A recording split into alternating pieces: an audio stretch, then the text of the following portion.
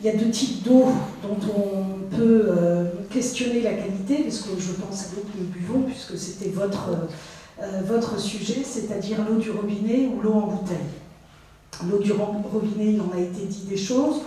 En France, nous avons une eau du robinet qui est quand même, j'allais dire, de grande qualité, même si on peut aujourd'hui se rendre compte qu'il y a des PFAS, qu'il y a énormément de choses qui jusque-là ne sont pas contrôlées et qui donc sont autorisées à défaut d'être pour l'instant contrôlées, mais qui vont l'être. Sur l'eau en bouteille, en fait, dans la définition même d'une eau minérale, il y a plusieurs eaux en bouteille. Il y a d'abord les eaux minérales naturelles. Les eaux minérales naturelles, si vous voulez, c'est le top des eaux en bouteille. C'est ce qu'on fait de mieux. C'est des eaux minérales, c'est-à-dire qui ont des caractéristiques minérales, qui sont passées à travers différentes couches géologiques et qui sont imprégnées d'un certain nombre de minéraux qui leur confèrent des caractéristiques importantes en termes de minéralité. Et puis, il se trouve que les eaux minérales sont aussi des eaux qui sont pures naturellement, puisque ce sont des eaux qui proviennent de nappes phréatiques qui peuvent être à 100 mètres, 200 mètres, 1000 mètres sous terre. Alors on se dit, à 1000 mètres sous terre, c'est sûr qu'il y a de l'eau pure. Bien sûr, nous n'avons quand même pas été pollués des nappes phréatiques à 1000 mètres sous terre.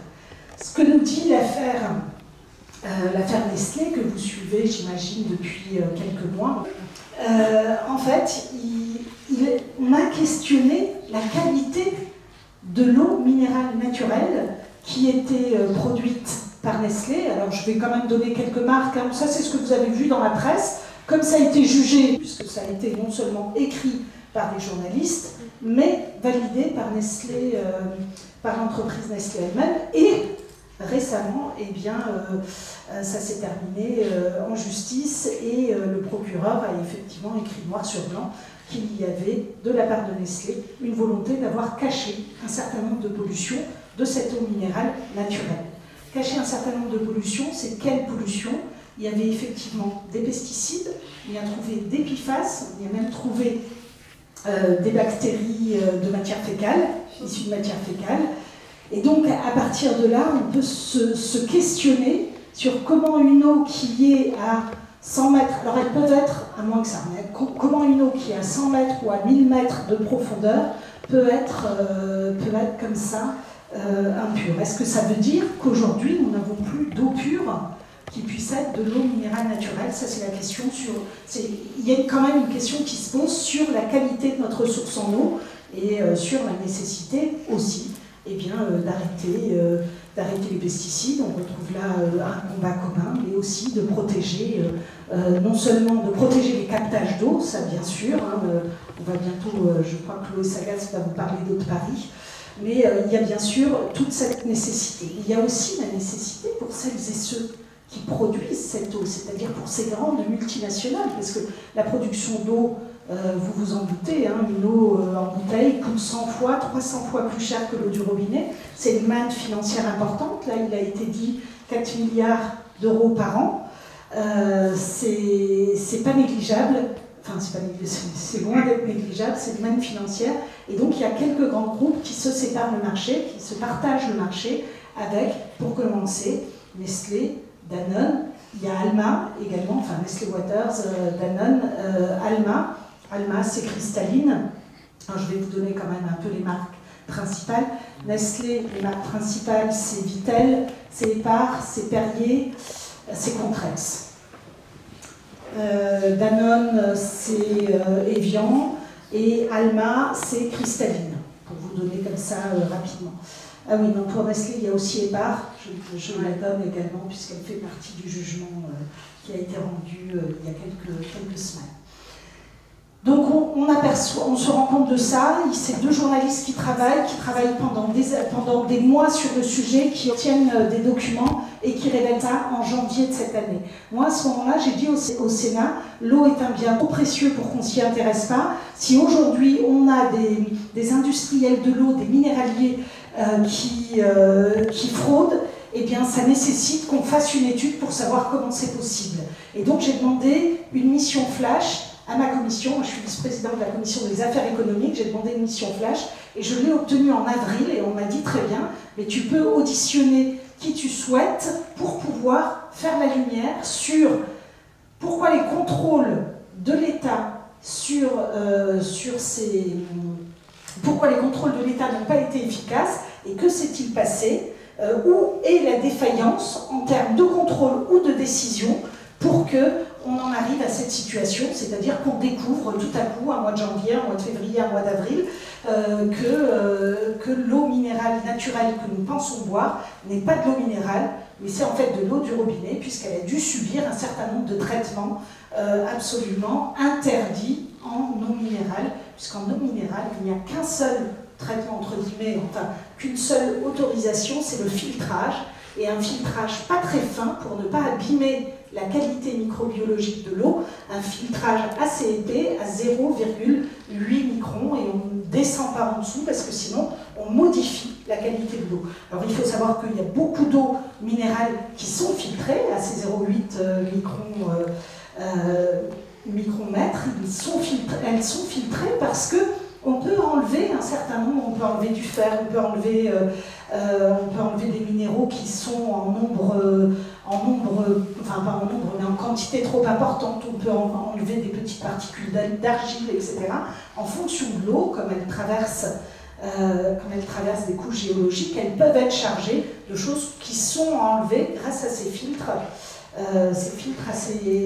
assez épais, pas trop fins, pour ne pas... Voilà. Et là, on s'est rendu compte que pour Nestlé, non seulement il y avait des filtres, mais il y avait des ultraviolets, il y avait peut-être même, alors sur le chlore, on n'est pas certaine, mais en tout cas, il y avait au moins 3 des 4 traitements que subit l'eau potable, ce qui est quand même ce qui est incroyable. Et surtout, ce dont on s'est aperçu, c'est que Nestlé avait pendant des années caché ça aux autorités françaises. Et donc, quand je dis pendant des années, ça fait 20 ans. Ça fait 20 ans que Nestlé a des filtres, utilise des filtres, que Nestlé utilise non seulement de la microfiltration, donc assez faible, qui modifie l'eau, mais également traite en ultraviolet une grande partie de ces sources d'eau qui ne sont pas censées être polluées, qui sont censées être pures naturellement. Comme elles ne le sont pas, il y a un traitement, mais par contre, ça n'est pas dit. Et ça, c'est problématique. Donc ça devrait arriver d'ici la fin du mois d'octobre. Je pense que d'ici mi-octobre, ça devrait arriver avec aussi toute une série de recommandations. Il se trouve qu'il y a une dizaine de jours, et ça vous avez dû le voir, il y a une convention juridique d'intérêt public qui a été signée par le procureur du tribunal des Vosges, qui a été signée et qui accorde, en fait, qui est un processus issu de la loi Sapin 2 et qui permet, en fait, à une entreprise de signer, un peu à l'américaine, de signer un accord moyennant finance qui la permet de se dégager d'une responsabilité qu'elle a eue face à un acte ayant un impact environnemental. Et c'est en se basant là-dessus qu'a été signée cette CGIP, que Nestlé va payer 2 millions d'euros à l'État, plus 500 000 euros à des ONG environnementales et de défense des consommateurs.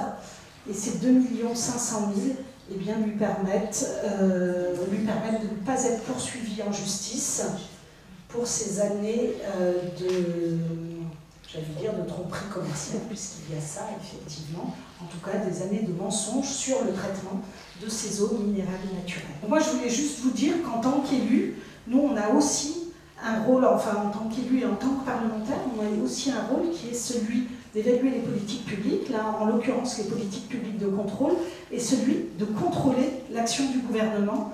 Et par cette mission d'information, eh bien, ce sont ces deux actions que je mène et que je suis en train de mener. Donc ça, c'est en cours. Hein.